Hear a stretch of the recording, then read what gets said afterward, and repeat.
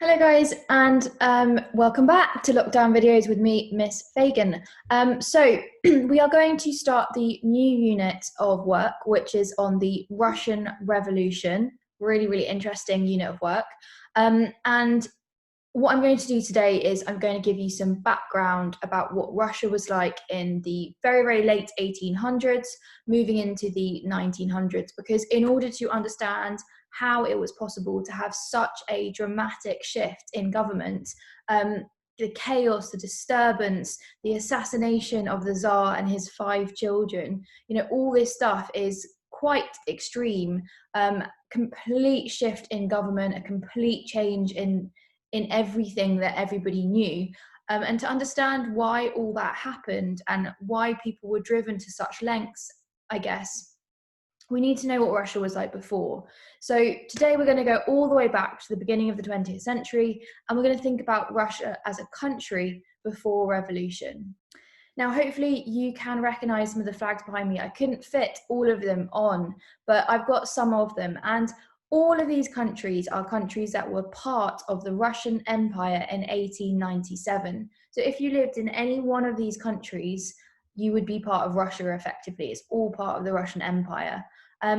So we have Russia, Ukraine, Poland, Belarus, Kazakhstan, Lithuania, Georgia, Uzbekistan, Moldova, Latvia, Azerbaijan, Estonia, Armenia, Kyrgyzstan, Tajikistan, and Turkmenistan. And they were all a part of this one body, effectively, this one landmass or this one country that was governed by the Tsar, his family. Tsar means, by the way, king in Russian. So it was governed by the same king, by the same government, by the same police force, etc. And you might already be thinking about some of the problems this probably would have created.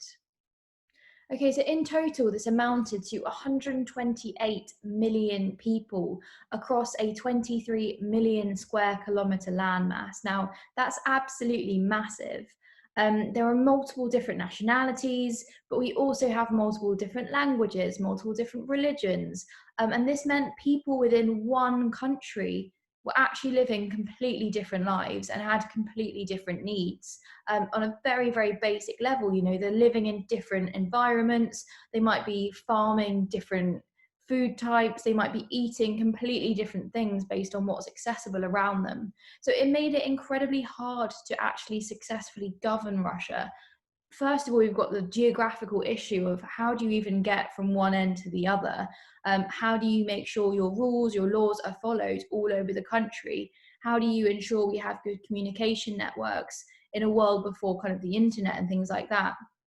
And then secondly, we just have this very pressing matter of people want different things. And how do you make everybody happy when everyone wants completely different things?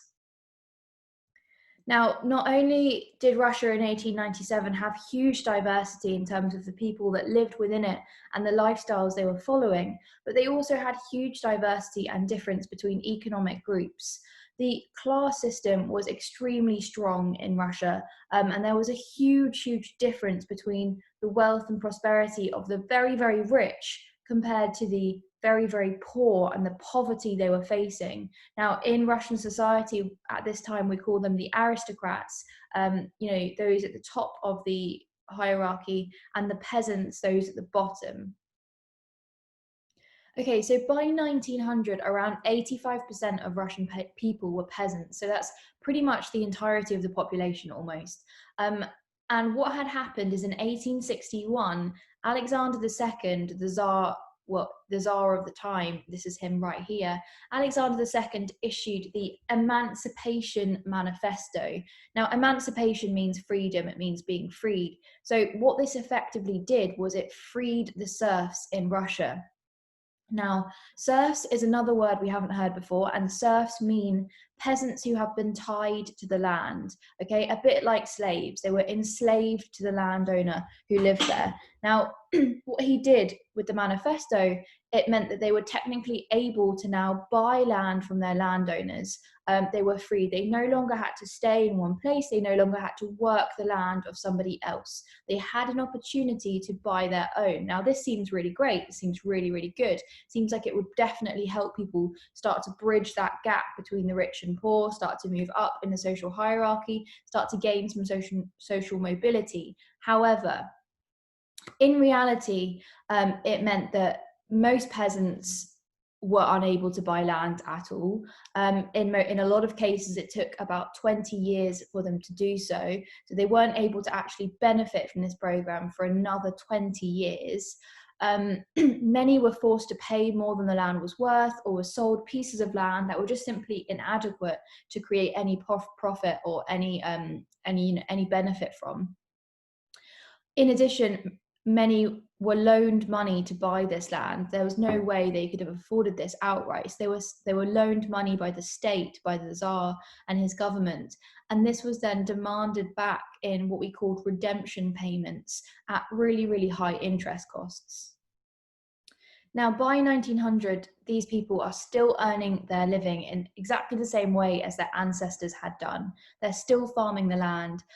Despite Alexander's promise of more equality, many still lived in extreme poverty, had little education, and were still using pretty ancient farming techniques, such as clearing, ploughing, sowing the land by hand. Got a picture in the background there of a man using his mules to sow his land by hand, or sorry, to plough and then sow with seeds. So it's much more labour intensive, much more time consuming than using kind of more modern methods. Now, amongst this, there were some wealthier peasants, those who have kind of been able to do well from the land ownership. And we call these kulaks, okay, kulaks. Now, that's an important word to remember, especially for later on when we look at the actual revolution and the communist uprising itself. Now, kulaks had been able to benefit from the Emancipation Manifesto. They've been able to buy land, they've been able to improve themselves, and they own their own plots of land. Now, this was often at the expense of the poorer peasants, however, so just aggravated those relations even more, even within the peasant group itself. By the late 1800s, 47% of children in rural areas did not survive to their 5th birthday. So that's 1 in 2, basically. So 1 in 2 children would die before they reached 5 years old. And this just shows how difficult and tough life was. Now, in comparison, we have the aristocracy living often in grandeur, mostly in the cities. So the Russian nobility, which had originated in the 14th century, so the 1300s, by 1914, it numbered around 1,900,000 people. So this was, even though that sounds like a really large number, it was only 1.1% of the population. And it was these nobles and princes who held the serfs in their bondage previously. So these are the people who are the landowners, who are kind of seen as the elite society, who are kind of holding these peasants in this difficult circumstance. Now, titles were passed down through families, and these people lived in vast estates, often with houses in the city, as well as like large palaces in the countryside. Many had been able to expand their wealth during the emancipation of the serfs at the expense of the serfs themselves. So there is great resentment from the peasants towards the rich. So we have to kind of understand this context in order to understand why at the time it all bubbled up to be so much. Now, another thing that's quite interesting about Russia is that at the time, Russia was a deeply patriarchal society, and men were dominant in the workplace, government, and family. So this was codified in law. It wasn't just kind of a social expectation. It was actually in the law itself. And marriage gave husbands almost unlimited power to make decisions within the family. Women were expected to concede and obey to their husbands in all matters. Women needed permission to take a job, apply for a government permit, obtain a passport, commence higher education. Women could not initiate divorce proceedings, and if a man died, it would be his male children who inherited pretty much everything, leaving his wife and his daughters with only a very, very tiny share of the inheritance, so completely unprotected, perhaps, in the world.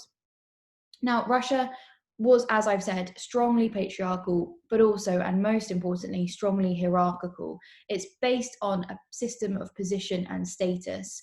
Life is very, very different depending on where you're born, and Russia had one of the most stratified contrasts in terms of living conditions. Very, very poor and very, very rich. So even, ahead of, well, far ahead of the UK or England at the time, in terms of a comparison of there being such a difference. It doesn't mean, there's necessarily, well, it does actually, but there's worse poverty and there's richer people and when you compare them together, there's more stratification, is what we call it, stratification across the system, across the hierarchy. Social mobility, that idea of moving up or down the hierarchy, was virtually non-existent. And that's the world I want you to kind of imagine for yourself that we're entering, kind of at 1900 in Russia.